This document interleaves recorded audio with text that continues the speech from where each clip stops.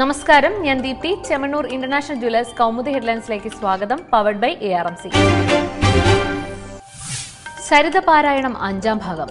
Solar കേസിൽ അന്തിമ report വൈകുമെന്ന് justice Sivarajan. പുതിയ വെളിപ്പെടുത്തലുകൾ പുറത്തുവരുന്ന സാഹചര്യത്തിൽ കൂടുതൽ പേരിൽ നിന്ന് മൊഴിയെടുക്കണമെന്ന് കമ്മീഷൻ. ഏപ്രിൽ 27 മുൻപ് അന്തിമ റിപ്പോർട്ട് സമർപ്പിക്കുമെന്ന് കമ്മീഷൻ നേരത്തെ അറിയിച്ചിരുന്നു.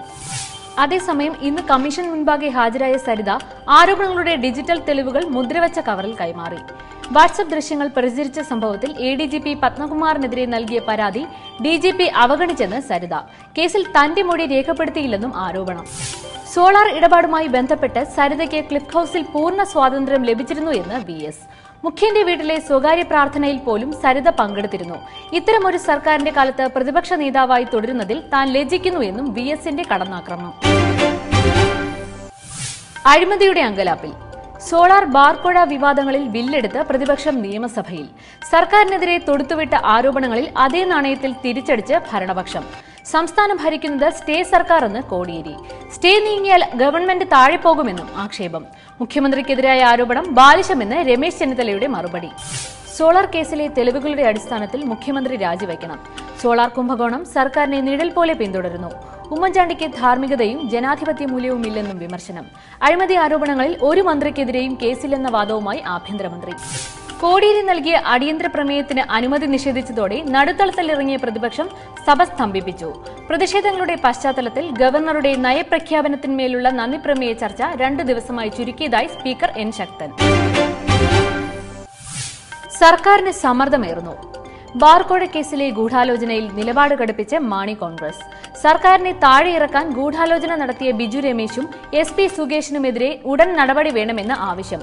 ഇത് സംബന്ധിച്ച് ആഭ്യന്തരമന്ത്രിക്ക് പാർട്ടി കത്തു നൽകി. മന്ത്രിമാർക്കെതിരെ കോഴ ആരോപണം ഉന്നയിച്ച ബിജു രമേശിനെ ഉടൻ അറസ്റ്റ് ചെയ്യണം.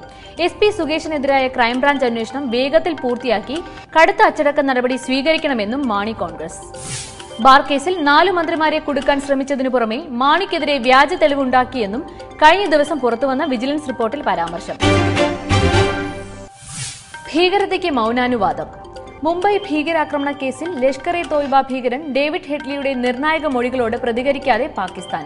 2008 മുംബൈയിലുണ്ടായ ആക്രമണം പാക് സൈന്യത്തിന്റെയും ചാരസംഘടനയായ ISIയുടെയും പിന്തുണയോടെയെന്ന് ചോദ്യം ചെയ്യലിൽ കോൾമാൻ വെളിപ്പെടുത്തിയത് കഴിഞ്ഞ ദിവസം. ആക്രമണ ലക്ഷ്യങ്ങൾ പരിശോധിക്കാനും വിലയിരുത്താനും പണം കൈമാറിയത് ISI എന്നും സുപ്രധാന വെളിപ്പെടുത്തൽ. അമേരിക്കൻ ജയിലിൽ കഴിയുന്ന ഹെഡ്ലിയുടെ വീഡിയോ കോൺഫറൻസ് വിചാരണ 2ാം ദിവസവും തുടരുന്നു. ഇനി തലസ്ഥാനത്ത് വെട്ടുകാട് നിന്ന് കടലിൽ മീൻ പിടിക്കാൻ പോയ ജൂഡിന്റെ വലയിൽ കുരുങ്ങിയ ഒരു വിശിഷ്ട അതിഥിയെ കാണാം. ഇന്നലെ രാത്രി വെട്ടുകാടിന് സമീപം പുത്തൻതോപ്പിൽ നിന്ന് വള്ളവുമായി കടലിൽ പോകുമ്പോൾ മത്സ്യബന്ധന തൊഴിലാളിയായ ജൂഡിന് ഒറ്റ പ്രാർത്ഥനയുണ്ടായിരുന്നുള്ളൂ: നല്ലൊരു കോള് കിട്ടണേയെന്ന്. അർദ്ധരാത്രിയോടെ വലയിൽ ഭാരമുള്ള എന്തോ കുടുങ്ങിയപ്പോൾ പ്രാർത്ഥന ഫലിച്ചെന്ന് ജൂഡും വിചാരിച്ചു. രാത്രി മുഴുവൻ വള്ളത്തിൽ കാവലിരുന്ന് പുലർച്ചയോടെ വല കരക്കടിപ്പിക്കാൻ നോക്കിയപ്പോഴാണ് ആ അതിഥിയെ കണ്ടത്. കൂറ്റനൊരു പുള്ളിച്രാവ്. കൂട്ടുകാരും നാട്ടുകാരും ചേർന്ന് ആഞ്ഞുപിടിച്ച് കരക്കടിപ്പിച്ചപ്പോഴേക്കും വലയാകെ കീറി നാശമായി. ആവകയിൽ നഷ്ടം 10,000. അതിഥിയാണെങ്കിൽ നല്ല പരാക്രമത്തിലും. 1.5 ടണ്ണിലധികം ഭാരം വരുന്ന ഭീമനെ ഒടുവിൽ വല കീറി കടലിലേക്ക് തന്നെ മടക്കി അയച്ചു. കീറിപ്പോയ വലയ്ക്ക് ആര് നഷ്ടപരിഹാരം നൽകുമെന്നാണ് പാവം ജൂഡിന്റെ ചോദ്യം. Chemmannur international jewellers Kaumudi headlines powered by ARMC സമാപിക്കുന്നു. അടുത്ത ഹെഡ്ലൈൻസ് 1 മണിക്കൂറിന് ശേഷം. നമസ്കാരം.